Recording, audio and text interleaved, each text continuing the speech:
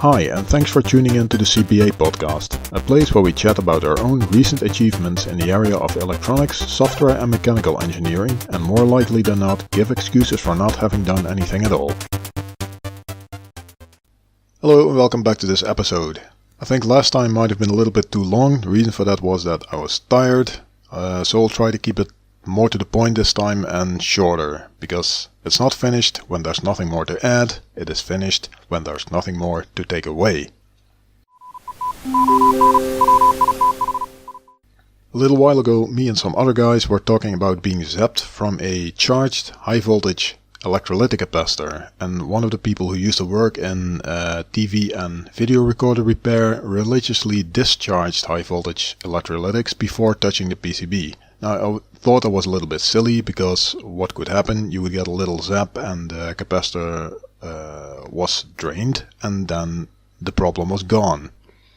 However, I recently got zapped myself from a prototype I made. There was also a 100 microfarad capacitor charged up to about 325 volts, sitting behind a bridge rectifier from mains. Mains voltage is about 240 volts here. So it was charged, and I touched it with my left hand on one lead and my right hand on the other lead, and it was a little bit more than a tiny zap. So I wanted to know what was going on. Now, Wikipedia states on the National Institute for Occupational Safety and Health that the human skin has a resistance somewhere between 1 and 100K. Now, to be honest, I'm not sure how they measure it, because there should be a difference, or maybe there's a difference between measuring between your toe and your finger, or between your finger and an adjacent finger. Maybe what I'm guessing is that the human body is basically a water bag with very conductive material on the inside and relatively non-conductive material on the outside. So the outer skin is non-conductive. So I guess it doesn't really matter where the current enters your body and where it leaves, because the longest physical path is through relatively conductive material. So the only resistance it really sees is where it enters the body and where it leaves the body. So that's how I guess it works. Now, the skin resistance is probably dependent on a lot of factors: moisture, age, thickness of the skin played in your body, but somewhere between 1 and 100K. So let's take 10K as an example. If you do the math, 325 volts over 10K, that's about 33 milliamps. So that was more or less what I felt. Now, if you take a look at how long that current will flow, the RC time is the resistance times the capacitance, so that's 10K times 100 microfarad is 1 second. So basically in 1 second, the initial current of 33 milliamps will have been reduced to about 10 milliamps. Again, Wikipedia has information on how dangerous that is. If you take a look at the electrical injury Wikipedia page, it has a reference to a standard, namely IEC 60479-1. We love standards. The effect of currents on human beings and livestock. Now, there's a little graph shown there which relates the current through your body with the time that current flows. So you see that a small current is dangerous when it flows for a long time, or a high current is even dangerous when it flows even for a short time. So they assume an AC current of 50 or 60 hertz. Clearly I was experiencing DC current, but if you take the AC current as example, 50 milliamps is dangerous when it doesn't go through your skin, because that example assumed that the current enters your body through your left hand and exits through your feet, so it's not going directly through your heart. If it would go through your heart, apparently less than 1 milliamp is already dangerous. In my case, I was touching the capacitor with one hand on one lead and the other hand on the other lead, of course. So the current was going more or less through my chest. However, that same page, Wikipedia page, suggests that AC current is 2 to 10 times more dangerous than DC, because of the frequency screws up your heart rhythm, and that's what causes you to die eventually, I guess. So what have we learned? Next time, religiously discharge big ass electrolytics, because I don't want to be zapped. Just for your information, that was the most exciting part of this podcast episode. It's all downhill from here. Next up is something that has nothing to do with software or mechanical engineering or electronics. It's mazegeneration algorithms. And without going into a lot of detail, my idea was to make a drawing containing a maze. So if the maze is big, you can do it by hand, but maybe it makes more sense to make a little program to generate a maze and then incorporate that into your drawing and distort it or something like that.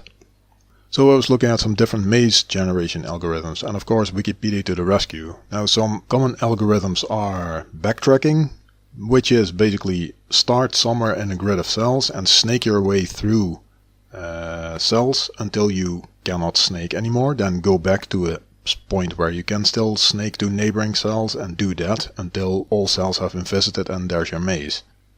Another method consists of starting in a grid of non-connected cells, so each cell is only connected to itself, then removing a wall between two cells and then merging the two sets. So now instead of having two sets each containing one cell, you have one set containing two cells plus all the other non-connected cells. So you do this repeatedly with random walls each time until you end up with one set containing all the cells which are then connected, so you have your maze. Another method consists of continuously growing the outline of a group of cells. So a group of cells grows and gobbles up cells just outside its boundary. So you start off with one cell, the wall on either side, 4 walls, and you pick one wall and you gobble up the cell on the other side of the wall. So now your set of connected cells grows, your outline grows, and you repeat that process for walls in your outline until you have gobbled up all the cells in the grid, and now there's your maze. So I'm not too sure what to do with that, probably nothing, or make a drawing. So we'll see about that.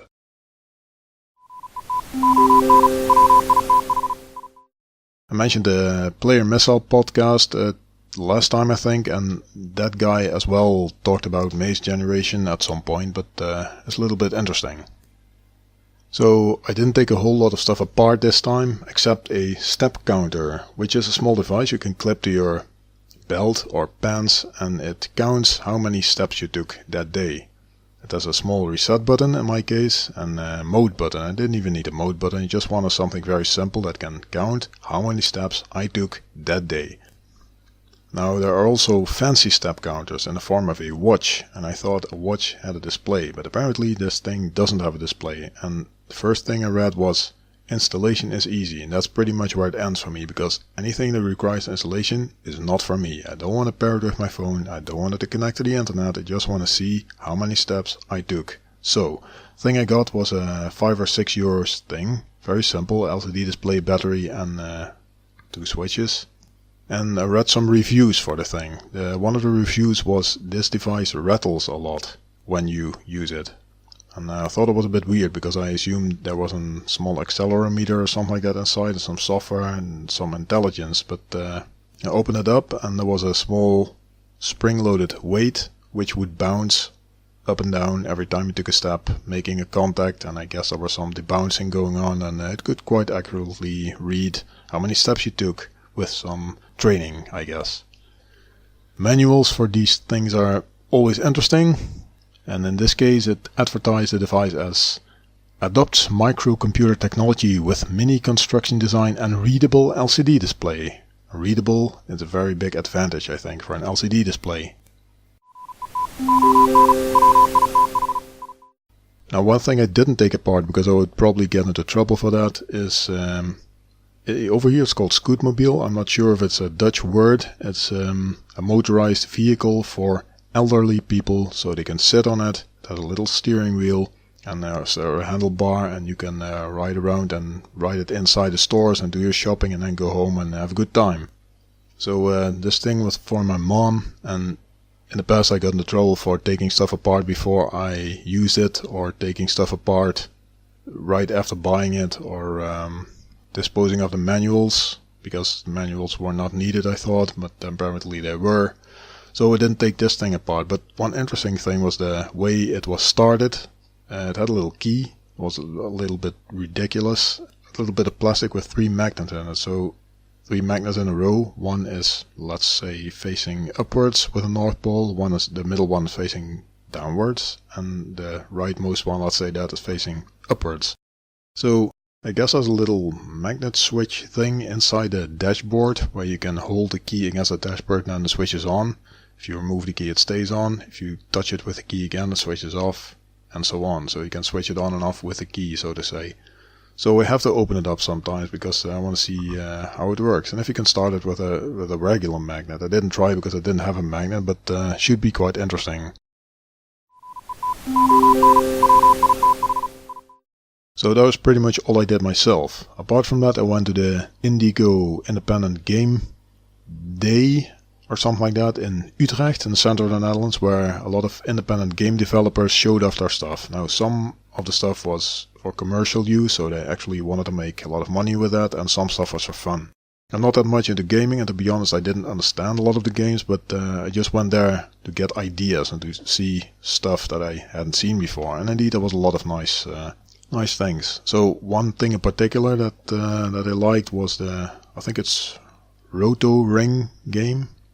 I'll put a link in the show notes. It was a small box with LEDs, and you just had 2 controls, 1 dial and 1 button, so it was like a very simple arcade game. So I liked it very much.